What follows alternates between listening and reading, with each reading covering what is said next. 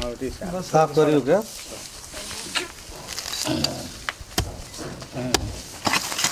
ये मारा दम बरगो लगा छू मैंने क्या हाँ देखिए ना कुदारी कितना जबरदस्त चलाता है ये भाई जिंदगी यही में हम ही चला किसान हो गया।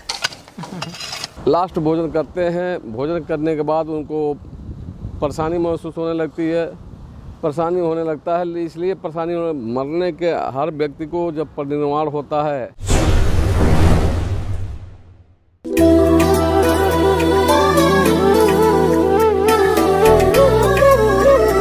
यह वास्तविकता है उस राह की जिसे कुदरत ने तोहफे में दिया है। भूल जाते हैं अपना और पराया, करुणा ही इसकी छाया है। प्रज्ञा से दीप जलते हैं इस राह पर जिसे सुगत ने आजमाया है। लौट आया है फिर से एक बार जिसे सदियों पहले जमीन में दफनाया गया है।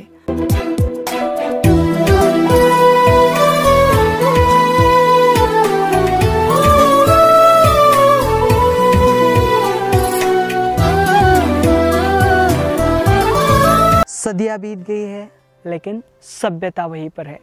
समय बीत गया है लेकिन राह वहीं पर है। जय भीम, नमो बुद्धाय। स्वागत है आप सभी का आपके चहेते चैनल पर जिसका नाम है बोधिसत्व। इस चैनल के माध्यम से आपको प्रियदर्शी चक्रवर्ती सम्राट अशोक इनके द्वारा निर्माण किए गए प्राचीन बौद्ध स्तूप हो, स्मारक हो या फिर गुफाएं हो, जिनका निर्माण कार्य प्रियदर्शी सम्राट अशोक इनके बाद में भी हजारों वर्ष तक किया गया, ऐसे वीरान और अनदेखे बौद्ध स्थल यह जो चैनल है आपको दिखाता आया है। हम जानकारी ले रहे बिहार राज्य की, और बिहार राज्य की जो वैशाली से लेकर कुशीनगर की यात्रा महापरिनिर्वाण से पूर्व भगवान बुद्ध द्वारा की गई थी। इस यात्रा के दौरान जहाँ जहाँ पर वे रुके थे वे जो स्थल है आपको दिखाने का प्रयास कर रहे। आज की इस श्रृंखला में हम यहाँ पर कुशीनगर जिले के यहाँ पर एक छोटा सा गांव है समूही बुजुर्ग, और दूसरा एक गांव है बदराव करके जो पहले भोगनगर नाम से जाना जाता था। तो इन दोनों स्थलों की जो जानकारी है इस चैनल के माध्यम से हम लेने की कोशिश करने वाले। समूही बुजुर्ग यहाँ पर देखिए एक प्राचीन स्तूप हमें नजर आएगा और यहाँ पर कई सारे पुरातात्विक साक्ष्य नजर आएंगे। और इस साथ ही साथ जिसे भोगनगर कहा गया है यानी बदराव नाम का जो गाँव है बदराव, इस गांव में भी हमें यहाँ पर कई सारे जो पुरातात्विक साक्ष्य है वे नजर आने वाले। तो आपसे अनुरोध है ये वीडियो ज़्यादा से ज़्यादा शेयर करें ताकि यह जो महत्वपूर्ण जानकारी है यह सभी देशवासी देख सके, क्योंकि यह जो सारे स्थल है आज भी अनछुए हैं। तो चलिए आज का ये वीडियो हम शुरू करते हैं। कुछ दिनों पहले भगवान बुद्ध के शारीरिक धातु स्तूपों पर बने गौतम बुद्धास अनटोल्ड टेल और बुद्धा रेलिक्स, जिसे मनोज बाजपेयी द्वारा प्रस्तुत किया है, शायद आपने देखी होगी। लेकिन कुछ ऐसे स्थल हैं जो भगवान बुद्ध के महापरिनिर्वाण से गहरा संबंध रखते हैं और उनके बारे में ना ही सुना होगा ना ही देखा होगा। उसमें से एक समूही बुजुर्ग और भोगनगर है, साथ ही एक पवित्र नदी जिसे पार कर भगवान बुद्ध कुशीनगर पहुँचे थे। कुशीनगर के इन अनजान स्थलों को उनका सही दर्जा देने हेतु डॉक्टर श्याम सुंदर सिंह और उनके साथियों ने जितना हो सके उतना प्रयास किया है, जिसके कारण स्थानिक ग्रामीण प्रशासन द्वारा यहाँ कुछ स्मारक बनवाए गए हैं। असमानपुर इस गांव से छोटे छोटे रास्तों और गलियारों से गुजरते हुए हमने समूही बुजुर्ग इस गांव का रास्ता तय किया है।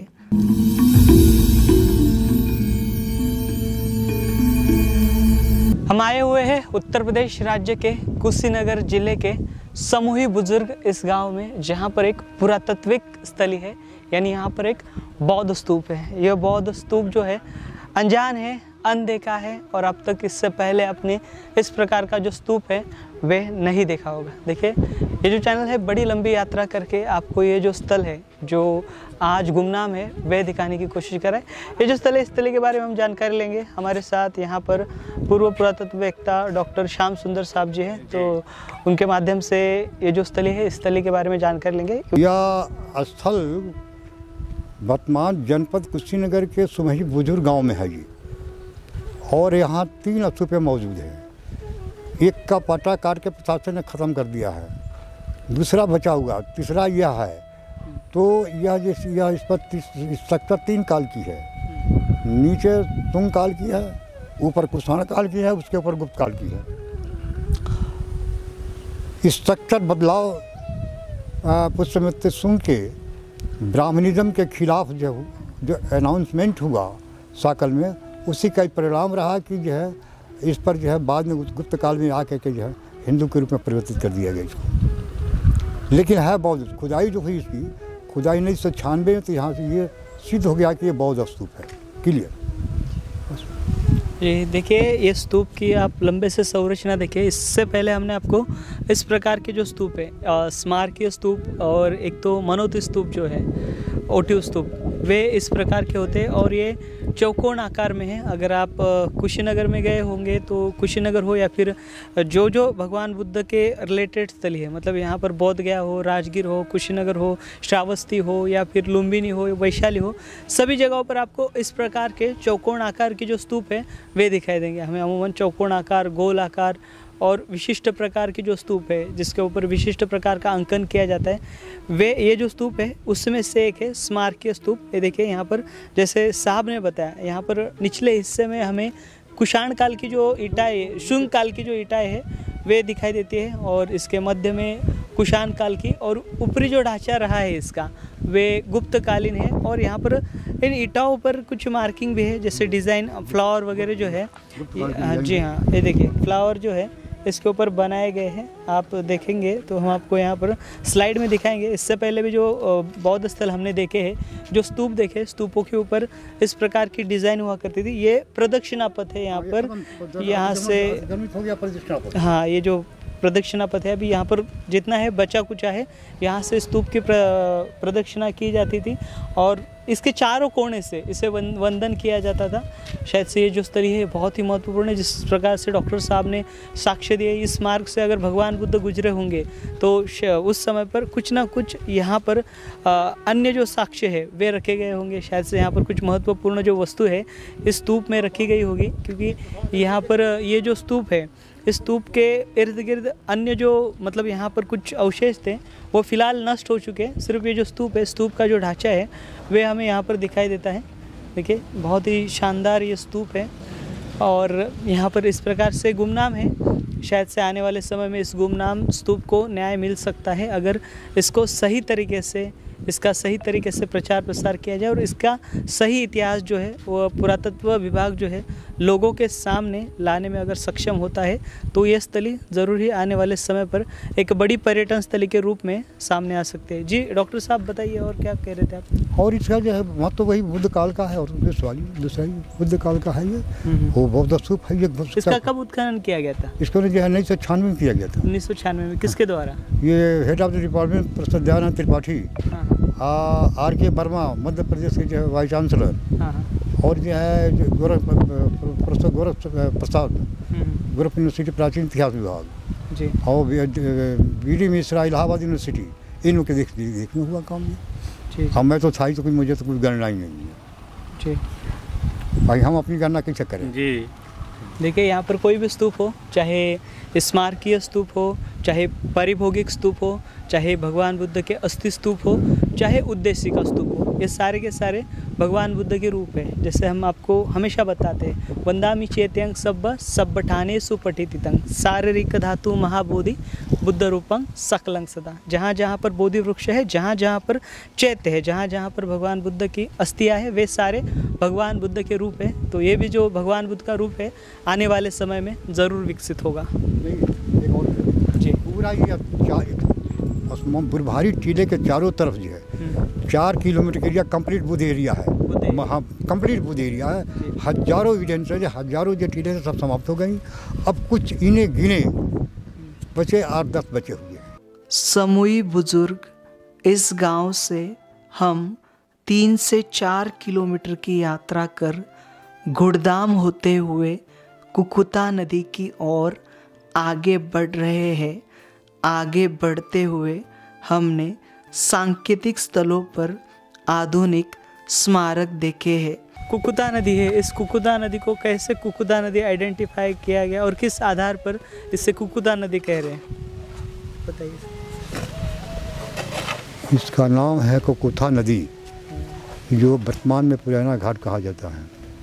पुराना घाट बाद में नाम आया उनके पीने के नाम पर, कि भगवान बुद्ध ने यहाँ पानी पिया था, परंपरा में आ गया।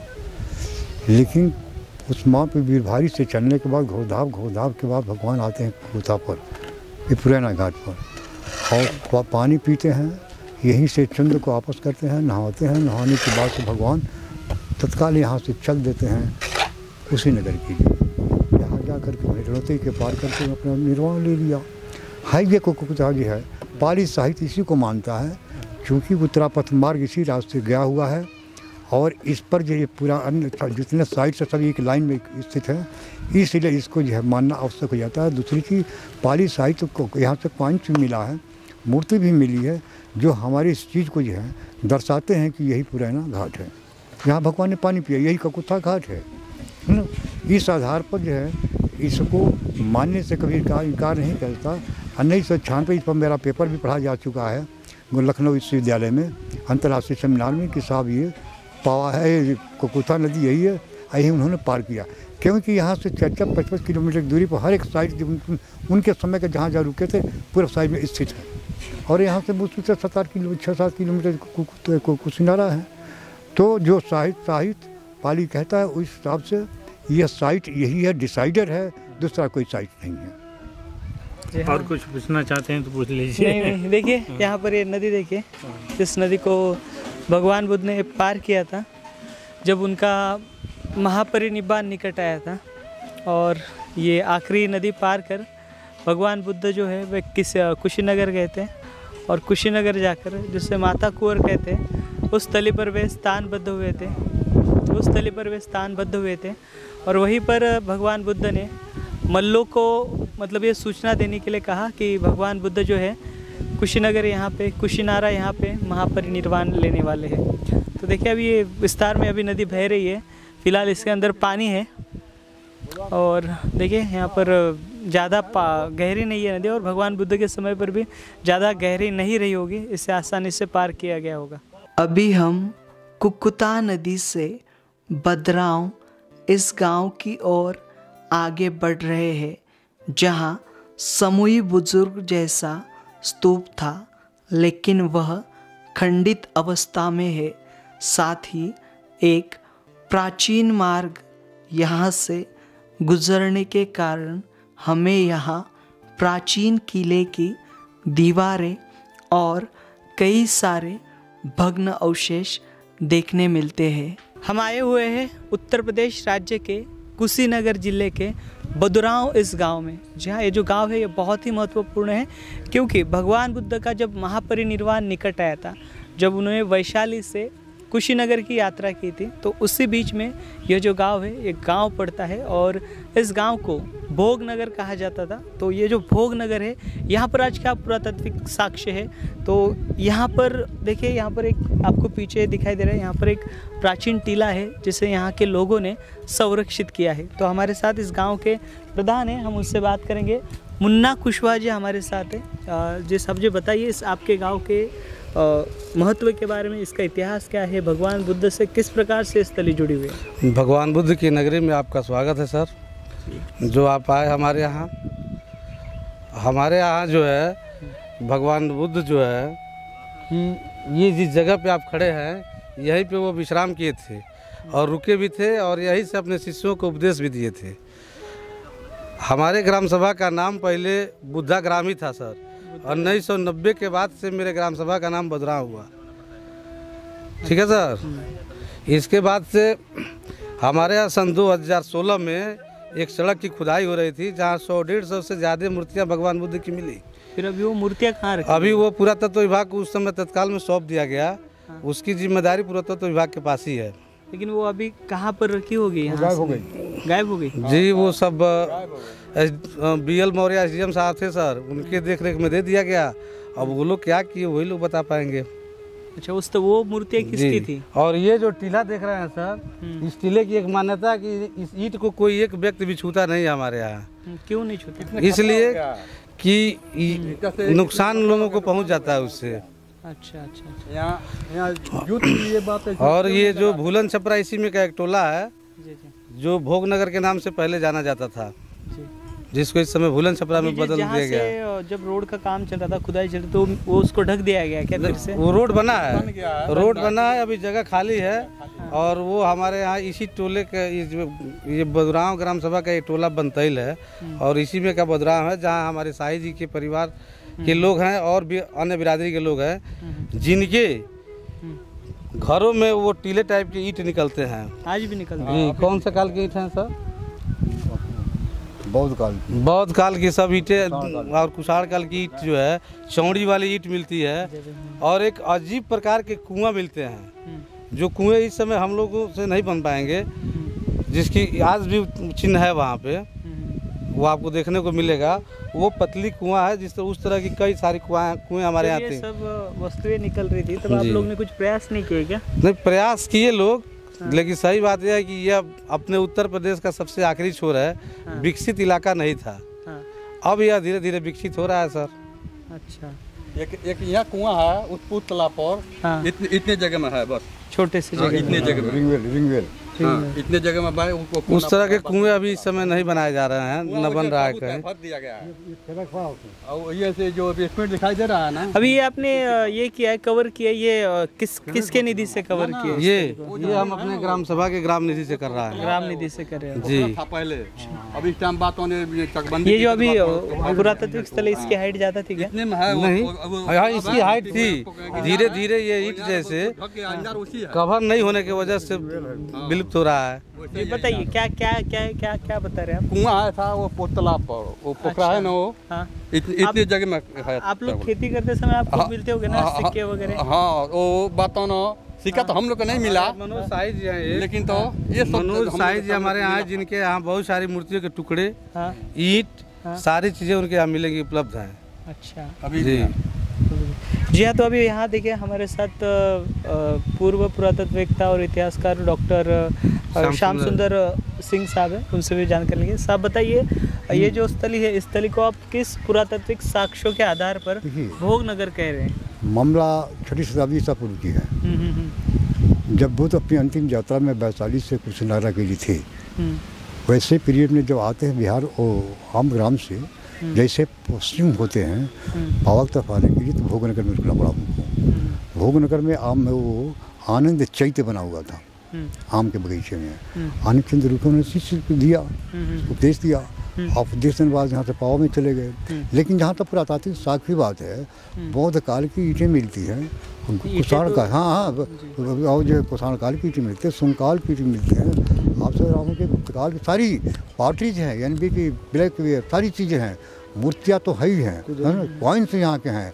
अच्छा, ये हाँ फैंस टाइप के जो है, ये प्लास्टिक कोटेड ये जब पार्टीज यहाँ से मिली हैं, ब्लैक, रेड एंड नथी पिंक, है ना। कुछ लिखा हुआ ऐसा मिला है इस गांव के बारे में?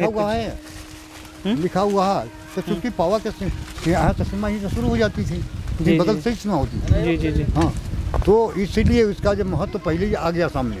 अच्छा, पाली लिटरेचर जो भोगनगर कहता है, तो पाली लिटरेचर आम गांव के बाद कहता है। दिशा उसने दिया है आपका जो है पावा से पूरा और दक्षिणी कोण पे दिया, तो ये पाव वहाँ पावा के पाव से दक्षिणी कोण पे हो जा रहा है सीधे। और उस दृष्टि से ईंटों की दृष्टि से, सिक्के की दृष्टि से, मूर्ति के दृष्टि से from all sides it has been proved that it is the right side of the भूगोल। समझा? क्लियर। आइए देखिए अभी यहाँ पर एविडेंस बहुत पर्याप्त है। जी जी जी उसमें कहीं कटौती हो ही नहीं सकती है। जो साक्ष्य मिले हैं उनके वहाँ भी चलकर देख लेते हैं। चलिए क्या मिला? आइए यहाँ पर देखिए एक स्तूप का ढांचा है बड़ा, और ये जो स्तूप है चौकोन आकार में स्तूप था, क्योंकि ये जो ईंटें आपको दिखाई दे रही है ये चौकोन आकार में है। और इससे देखिए यहाँ पर अभी ईंट निकाल रहे हैं, बड़ी बड़ी ईंटें हैं। आइए ये देखिए ईंट देखिए, ये अलग प्रकार, हाँ जी हाँ, जो ईंट है ये देखिए ईसा पूर्व 5वीं शताब्दी की ये ईंट बता रहे हैं। और देखिए 6ठी शताब्दी की जी, देखिए इस प्रकार की ईंट जो है हमें यहाँ पर दिखाई देती है, क्योंकि अब हमने इससे पहले मौर्यकालीन ईंटें देखी है, कुषाणकालीन ईंटें ऊपरी सतह पर कुषाणकालीन ईंटें हैं यहाँ पर, और ये निचले सतह पर ये जो ईंटें हैं वह स्थित है। देखिए यहाँ पर इसके ऊपर हाथों के ये जो उंगलियाँ हैं, उंगलियों के निशान आपको दिखाई दे रहे हैं ये इसके ऊपर, ईंट के ऊपर। तो ये बहुत ही पुरातन है। ये देखिए अभी ये आप देख पा रहे हो, यह गुप्तकालीन ईंट है। देखिए ये गुप्तकालीन ईंट है, और यहाँ पर कुषाणकालीन भी ईंट है। जी हाँ, ये ऊपर वाली गुप्तकालीन है, नीचे बताना और चौड़ा। चौड़ा। तो देखिए ये बड़ा स्तूप है। इस मतलब यहाँ पर एक तो भगवान बुद्ध के समय पर स्मारक था, उसके बाद में मौर्य काल में भी यहाँ पर इम्प्लीमेंट किया गया होगा, और उसके बाद में कुषाण काल, और बाद में यहाँ पर ये गुप्त काल की जो ईंटें हैं इसकी ऊपरी सतह जो है वे हमें दिखाई दे रही है। यहाँ के गांव के जो प्रधान है वे हमें यहाँ पर ये सारी जो वस्तुएं हैं, देखिए आप देखिए इससे गौर से, क्योंकि ये साधारण नहीं है, बहुत ही प्राचीनतम है। जी हाँ, देखिए क्योंकि इसके ऊपर हाथ के निशान है, और इस प्रकार की ईंटें जो है यह अमूमन देखने को नहीं मिलती। 9 सेंटीमीटर है ये। जी हाँ, मोटाई इसकी 9 सेंटीमीटर। 9 सेंटीमीटर है इसकी। देख रहे हैं? हाँ जी 9 सेंटीमीटर मोटाई है इसकी। जी देखिए यहाँ पर ये जो पुरातन स्थल है, मतलब यहाँ पर ऐसे कितने सारे पुरातात्विक स्थल है जो आज भी उपेक्षा में है, जहाँ पर पुरातत्व विभाग जो है वो कायदे से काम नहीं करता, और अन्य स्थलों पर जो है पुरातन विभाग अड़ा रहता है। लेकिन ऐसे तक सीमित नहीं है सर। आए थे क्या कुछ आर्कियोलॉजी वाले आए थे क्या आपके यहाँ पे? नहीं, अभी इस समय नहीं आए थे लोग, पहले देखने के लिए आए ये थे? जो भी इनसे बात हुई है। जी। सर उससे पहले मतलब कोई आकर गए हैं, जैसे कार्लाइल हो या फिर अलेक्जेंडर कनिंघम? यहाँ नहीं पहुँचा, कार्लाइल नहीं पहुंचे थे, वो तो वहाँ फाइनल से ही लौटा। तो अपने क्या और कनिंघम देखिए, कार्लाइल भी नहीं, मेजर किट्टो सब कोई मिला? कनिंघम में नहीं पहुँचा। अच्छा। वो लेकिन चूंकि आर्कियोलॉजिकल SI के नक्शे में दर्ज है, समझे ना? ये दर्ज है क्या? हाँ दर्ज ये है पावा, क्योंकि पावा दर्ज है तो सब दर्ज हो गए बगल के, समझे ना? तो क्योंकि खुदाई की बारी देखा गया, जो खुदाई होने वाली तभी देखा गया इसको, लेकिन रह गई उपेक्षा हुई, ज्ञान का सरकार नहीं की। क्या एक और सर जी हमारे यहाँ एक चूने सुर्खी से निर्मित रास्ता भी मिलता है, जिस रास्ते से वो आए थे वो रास्ता भी आज खुदाई करने पर मिलता है मेरे यहाँ। अच्छा। हाँ वो मार्ग जो बना है ये यही रूट है जिस रूट से हम बदराव जाएंगे, इसी साइड से होते हुए हम बदराव में प्रवेश करेंगे। और जिस रास्ते से थे, ये देखिए ये देखिए कुषाणकालीन ईंट। जी हाँ, देखिए ये अलग अलग ईंटें हैं, इसका काल अलग जाता है और इसका काल अलग जाता है। देखिए ये तो भी यहाँ से देखिए पूरी नहीं है, लगभग 6 सेंटीमीटर मोटाई है। जी हाँ, ये कुषाण काल की ईंट है। मोटाई है।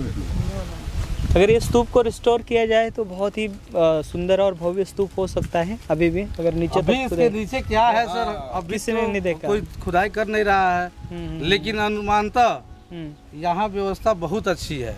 जी हमको यह विश्वास है कि जिस तरह से हमारे यहाँ देखिए, एक तो जो भी व्यवस्थाएं यहाँ की है, मेरे ग्राम सभा का नाम बुद्धा ग्राम रहा, ऐतिहासिक बात है कि नहीं है? जी हाँ, ये पोखरा जो निर्माण आप देख रहे हैं इसका नाम बुधिवा पोखरा है, ये भी एक ऐतिहासिक बात है। दूसरे में एक पूरे वन था, ये सब पूरा वन इलाका था जो आम्र वन के नाम से जाना जाता था, ये भी एक अजीब बात है।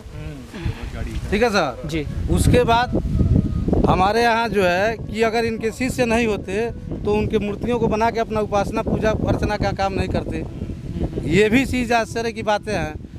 जो लोग दावा कर रहे हैं अपने यहाँ, वो दावा कर रहे हैं मेरे यहाँ के दावे से अपना दावा संलग्न करके देखे। जो चीज़ मेरे यहाँ उपस्थित है वो कहीं नहीं है यहाँ। जैसे सठियाओं में विकास जो हुआ है वो किस आधार पर हुआ है, वो जब दोनों जगह के लोग जुटेंगे तभी पता चलेगा। सही बात है। जो भी व्यवस्था मेरे यहाँ है वो सठियाओं में बिल्कुल नहीं है। वहाँ से कोई साक्ष्य ही नहीं है। और मैं यह दावा कर रहा हूँ कि श्री माननीय श्री विश्वनाथ शाही जी के खेत में जो 100-150 मूर्तियाँ मिली थी, आज भी उनके खेत की खुदाई कराई जाए तो कितनी मूर्तियाँ मिलेगी जिसकी कोई सीमा नहीं है। और आज भी वह कुआं जो चाचा जी बता रहे हैं, आज भी वहाँ एक कुआं उपलब्ध है जिसकी फोटोग्राफ आपके नेट पर चल रहा है मेरे यहाँ का। अच्छा।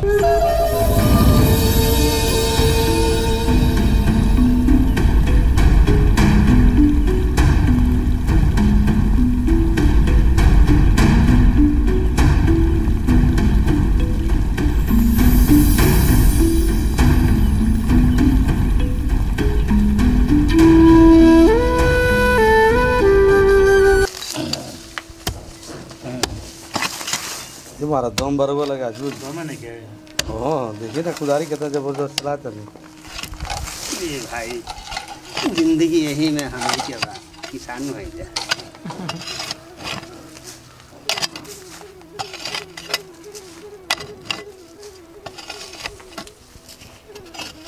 चले 3 महीने के बाद आपके वीडियो पूरा वर्ल्ड में नाचे लगी। राहुल रिश्तेदार जी बा सब कही देख के नहीं तो का ये कुछ देखिए धरती पर आए हैं तो कुछ अजूबा करके जाइए। नाम अमर हुई यही से। अच्छा होतना हो बिटोर के रख ये नाम अमर हो या ना हो, हमारा ग्राम सभा के कल्याण तो हो जाए और कुछ। हाँ ये उतना हो बात बिटोर के धैले बनी जितना सुरक्षित। बड़ा फाटल देखिए इस गांव के स्थानिक हमारे साथ हैं प्रशांत मोहन शाही, जिनके घर में मतलब यहाँ पर ये जो प्राचीन काल की दीवार है वे मिली है।